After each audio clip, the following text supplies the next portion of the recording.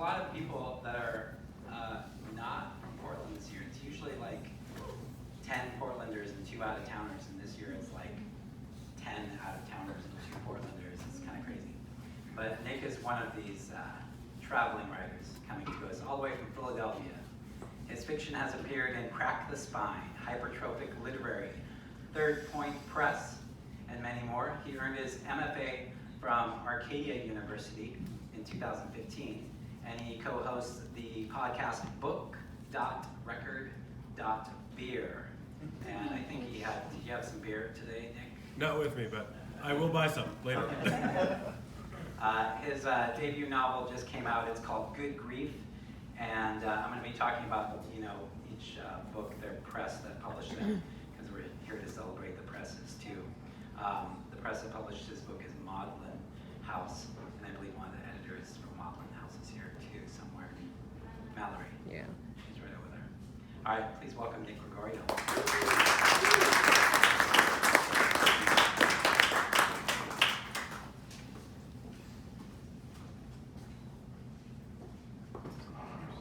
I had like this whole sport coat thing going on, and the ironing board and iron did not work in the hotel, so I'm wearing this ridiculous thing. My book is from Maudlin House Press, not Press, just Maudlin House, but Mallory has given me a lot of opportunities. I've been to Denver, I've been to Portland now. Really couldn't ask for much more from a small press, so if you have the opportunity to get a Maudlin House book, do it. They do great work, and I am thrilled to be part of their catalog. My book, Good Grief, is a novel about a young man whose brother passes away from a heroin overdose, and his coping mechanism is a hallucination of his 9-year-old self dressed as a Ninja Turtle. And within that book, I built in 4 vignettes that sort of encapsulate their relationship as children. And I wrote that as a short story and then was able to incorporate it throughout the novel. So I'm going to read you those vignettes. And it gives you a brief overview. It is somewhat later in tone than the rest of the novel, but gives you the feelings that you're supposed to feel throughout. So I hope you enjoy it. This is from Good Grief. The boy ties the orange mask around his head, fits the green plastic nose over his own. He breathes deep. He smiles. The smell reminds him of Christmas and Saturday mornings. He velcros his foam shell at his side, buckles a belt he borrowed from his father's closet around the shell at his waist. He stuffs his orange nunchucks between the belt and shell. He poses in the mirror, karate stances and semi-sneers. He says, "Cowabunga, dude." Then jumps on his bed, uses its springs to send him into the air. He kicks, yells "Hi-ya!" lands on his bedroom floor hard enough to knock over Krang's battlesuit standing on his dresser. He laughs, says, "Next time to mention X, an ugly brain dude," then barrels through the door into the hallway. His mother calls his name, says something he doesn't listen to. He says, "Sorry, Mom." Then he slams into his brother's locked door, crumples onto the floor, and says, "Whoa." This time, he hears what his mother says. "Stop running around up there, you're gonna break your neck." From inside the bedroom, his brother says, leave me alone, I'm sleeping." The boy calls his brother Raph, says, "Shredder took all the pizza." His mother, now at the bottom of the stairs, calls his name, says, "Leave your brother alone. If he doesn't want to play, he doesn't have to play." The boy crawls along the floor. He lays on his stomach, presses his cheek down on the hardwood, closes one eye to look under the door. He whispers, "Raph, April's getting mad at me. I think it's because she wants pizza too. I need your help." After a minute, 2, the boy hears his mother's footsteps move away from the staircase. He says, "Raph." There's nothing from inside the bedroom. He says, "Raph," again. Still nothing. He stands, presses his ear to the door, and for a moment, a sound, another. Then the door is pulled open and the boy stumbles inside.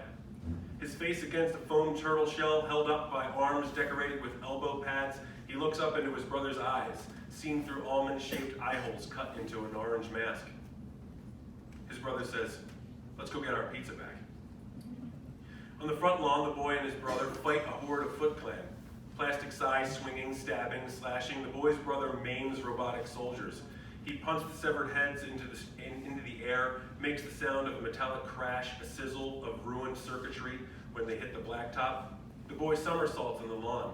He pulls his nunchucks from his belt, twirls them to distract the Foot Clan, kicks one in the chest, punches another in the face. He screams they need to tell him where Shredder is right now or he'll shred them. He laughs. Don't laugh at your own jokes, Mikey, his brother says. Shred though, Raph, that's funny. Just keep fighting, there are more coming. Back to back, the brothers swing their weapons, knock aside their enemies as they come. The boy tumbles away. On his back in the grass, he rolls side to side, taking imaginary blows from the Foot Clan after they pin him to the ground. His brother says, I'm coming, Mikey, but he's knocked to the ground himself. Two turtles on their backs rolling, unable to get up, call for help. They yell for Leonardo, they yell for Donatello, they yell for Master Splinter, but no one comes. The boy, still fending off punches, says, Master Splinter's in prison in Dimension X. Krang took him before Shredder took the pizza. His brother says, Donnie's in the sewers trying to build a machine to shut down all the Foot at once. The boy says, Leo's dead. His brother sits up and says, you can't kill Leo. Still rolling in the grass, the boy says, I mean, he's knocked out. His brother lays back down, does a backward roll into a crouch, says, Donnie's machine is working. Both brothers use their teeth and tongues to make the sound of sparks spraying from the dying foot soldiers' necks and eyes. They stand, brush themselves off, and look at each other. The boy watches his brother's mouth morph, form silent numbers. Once it looks like a smile, it means 3, and both brothers jump into the air. They yell. They high-five, yell cowabunga. But then the brother says, shit. Swear jar, the boy says, repeating his mother after his father would say the S word or the A word or sometimes the F word. Then he laughs. He doesn't know for certain if he's ever heard his brother say that, and it's hilarious. His brother says, shut up, grabs the boy's arm and drags him across the lawn. The boy gets shushed every time he asks where they're going, or says his arm hurts, or says, stop it. Mikey, it's Bebop and Rocksteady, okay? The brother says, shoving him behind the hedges to the side of the house. You have to be quiet and hide with me. The boy says, oh, okay, and dives into the mulch, crawls into the bush, ignores the itchiness from the branches. Behind him, his brother says they have to wait a minute and let the bad guys pass. Through the tangles of sharp leaves and brittle sticks, the boy keeps his eyes on the street, waiting for invisible, walking, talking, mutated animals to walk by. But it's just the two boys on bikes, zigzagging down the street past the house in slow helix-shaped patterns. He says, hey, that's not Bebop and Rocksteady. His brother says, no shit. The boy laughs, but he feels funny, like he does when his parents yell at him.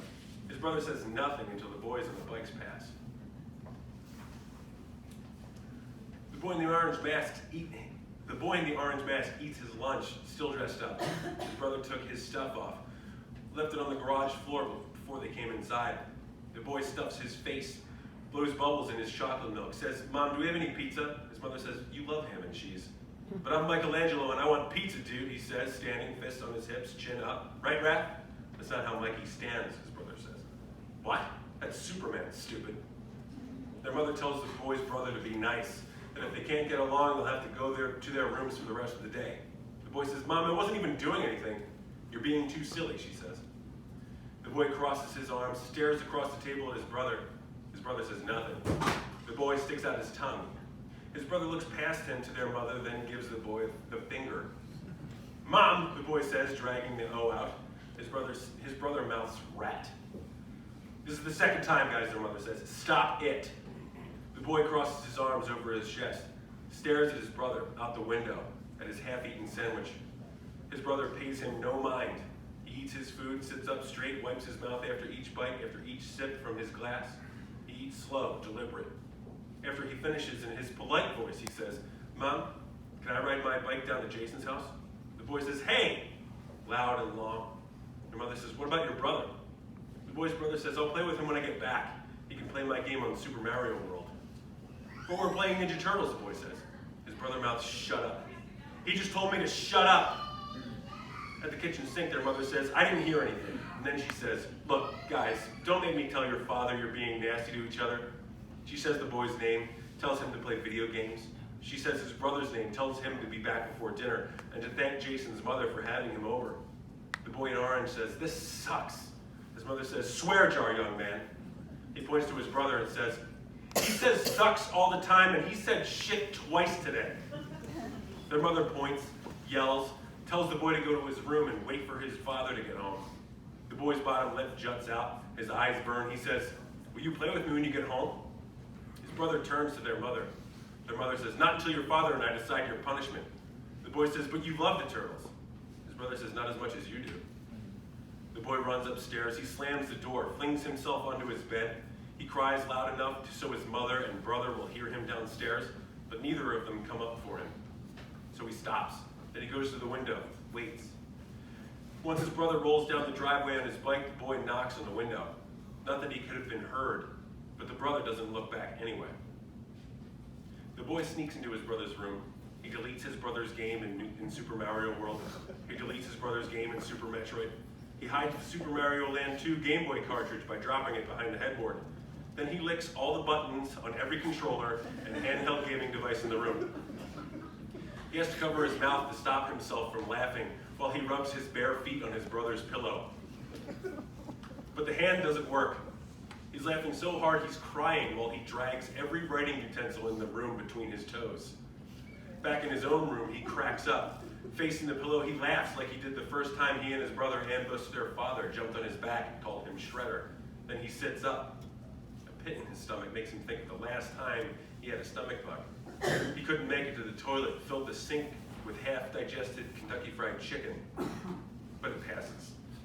Then it's the digital clock next to his bed. Then it's trying to subtract dinner time from now. Then it's sneaking back into his brother's room.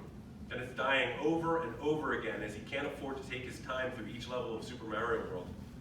Then it's his mother busting into the room and asking him what exactly he thinks he's doing, young man. They're screaming, yelling, crying, a hand around a wrist, resistance, Nikes squeaking as they're dragged along the hardwood floor in the hallway, threats about what the boy's father will do after he finds out how damn bad the boy's being. "Swear jar," the boy says, screaming, jumping on his bed. He says the S word, the A word, the F word, shrieking at random. He watches his words make his mother blink and take a step back with each one. He slams his door behind her when she leaves. Dressed in his shell, his mask, he pulls his nunchucks from his father's belt. He swings them both around over his head. He jumps off the bed with a cowabunga, back onto it with a radical, up and down on the bed, the Turtles theme song, sung so loud his voice cracks as he screams the lyrics. His mother doesn't come back. He gets bored, and he feels sick again, and this time it doesn't go away. The boy's father holds the orange mask in his hands. He uses his hands when he speaks. The green plastic nose piece flaps while his father talks about how to behave, how to talk to his mother. The wrinkled tips of orange fabric where the boy ties the mask around his head whip around while his father discusses curse words. The boy listens, but he doesn't pretend to like it. He sits with his back against the headboard, his Ninja Turtles pillow hugged to his chest, his chin resting on top. His father says, "Am I making sense?" The boy says yes, draws out the E sound.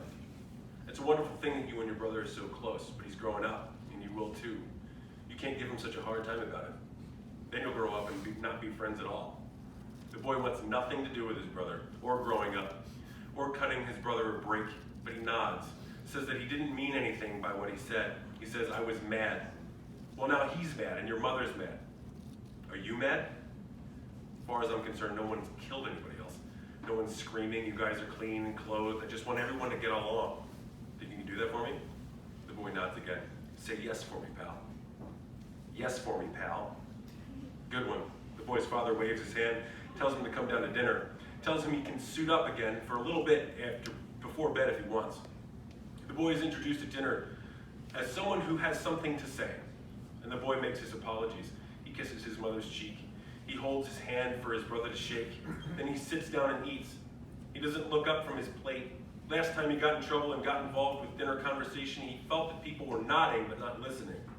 So he concentrates on his food. When he's full, he asks to leave. When he leaves, he goes upstairs. From upstairs, he hears the voices pick up their volume, laughter. His brother using the voice he uses in front of teachers at school, and now his parents. The boy doesn't bother to get dressed up again. He leaves his gear on the floor where he threw it at the tail end of his tantrum. He He puts on his PJs, lays on top of the covers. He turns the Phillies game on the radio like his brother does before bed, but he gets bored. So he stares at the ceiling and listens to his family downstairs speaking and laughing. He drifts off to sleep, trying to tell the difference between his brother's voice and his father's. Someone turned the light off. The boy doesn't remember who did it or what happened. Sometimes when he wakes up in the middle of the night, he sees things. Sometimes it's Shredder standing where his closet should be, or Krang sitting on the TV stand across the room. But everything, after a flipped-on light or a bit of convincing, turns out to be just a mess of hangers creating sharp angles in the darkness, or the old television sitting across the room. But now there is something in the room, and it stands at the end of the bed, moving slow, shifting its limbs into familiar shapes the boy has seen before, has done before. The boy says, "Raph, just practicing my moves," the boy's brother says. "Master Splinter told me to." In the dark, the boy focuses on the shell, the sigh, the moves. He says, "I'm sleeping." "Not if you're talking to me, you're not." "Sleeping." The boy's brother jumps up onto his bed. He doesn't make much noise aside from the groaning springs under his feet. He says, "I need your help. Shredder erased my games on Super Nintendo. I can't get them back alone." The boy smiles, rolls himself over, keeps himself from laughing by breathing into his pillow. His brother says, "I'll be in my room. Remember, if you're going to help, be ninja." The boy waits for his bedroom door to close, and he slips out of bed. He pulls his shell on, buckles his father's belt around his waist, tucks his nunchucks between the belt and shell, and he ties the mask on. He says, "Cowabunga." He doesn't make a sound in the hallway, stepping over the noisy spots in the hardwood. He turns the doorknob to his brother's room slow enough to hear it working, clicking, unlatching. Inside, his brother sits in front of the TV in his orange mask and shell. He brings his finger to his lips, shushes, and waves the boy over. The boy sits next to his brother. Level after level, the boy plays through the game. The boy's brother plays through the game. The boy doesn't ask for a turn or speak at all. He watches while his brother plays. And this goes on for an hour, 2, 3, until the boy's head is on his brother's shoulder, until he can't fight his eyelids anymore, until he lets himself just listen to the game being played, until he's asleep, sitting on the floor next to his brother who plays on. That's it.